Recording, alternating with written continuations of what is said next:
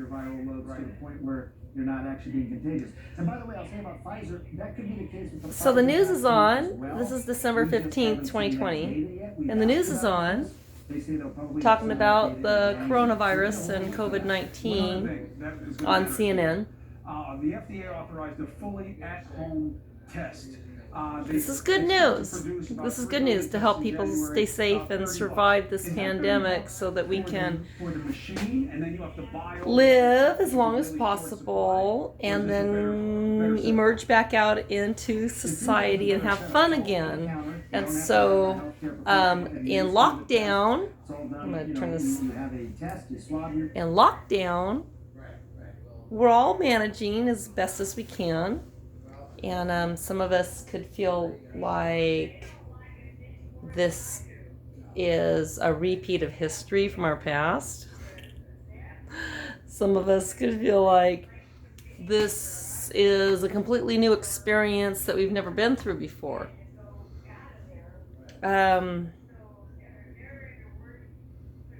Unfortunately, for me, this whole pandemic is very familiar. Being in lockdown is very familiar. Being afraid of strangers is very familiar. And not talking to strangers is very familiar. Because I was told when I was a little girl to stay in her room, do her homework, read her books, listen to her music, stay away from strangers, don't take candy from strangers, and don't take rides from strangers, and don't do drugs, don't drink, don't smoke cigarettes, don't have sex, don't eat unhealthy foods. There was a lot of don'ts when I was a teenager and a young girl.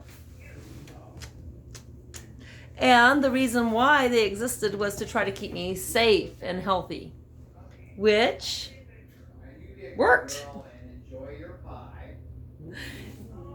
It did. It worked. I'm still here. I'm safe and healthy.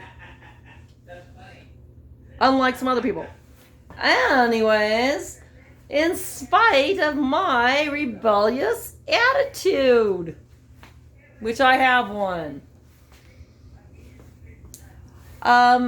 Not as bad as some other people who have oppositional defiance disorder. They're a little more odd than I am. Got some neighbors that I can diagnose with that. Also some neighbors I can diagnose with schizophrenia. The reason why I can diagnose them with schizophrenia is because somebody who has a license to diagnose has already diagnosed them. And anyone that has a license to diagnose someone, and I get wind of the diagnosis and I look at their behavior and their personality disorders and the labels that they claim, I can start putting some things together about insanity and how, depending on what you focus on, it kind of starts to paint this picture. So let's say we focused on pigtails. And all the movies you've ever seen anyone wearing pigtails in, or all your memories of ever wearing pigtails, if you happen to have ever worn pigtails. I have a man in my life who has memories of being in pigtails. He looks cute in pigtails. So, pigtails. Pigtails, like piggy. Pigs. And greed and eating a lot as a little girl, like on Willy Wonka and the Chocolate Factory. Which one was that one? By Violet? Or Veruca? Mike TV? I try. No, we all want to be like Charlie. Poor, appreciative of any opportunity, and good-hearted, even though he did steal the fizzy bubble drinks with his grandpa. We all do at times. and his grandpa's encouragement, because maybe his grandpa was an alcoholic and he likes to feel fuzzy and busy and all that. Who knows?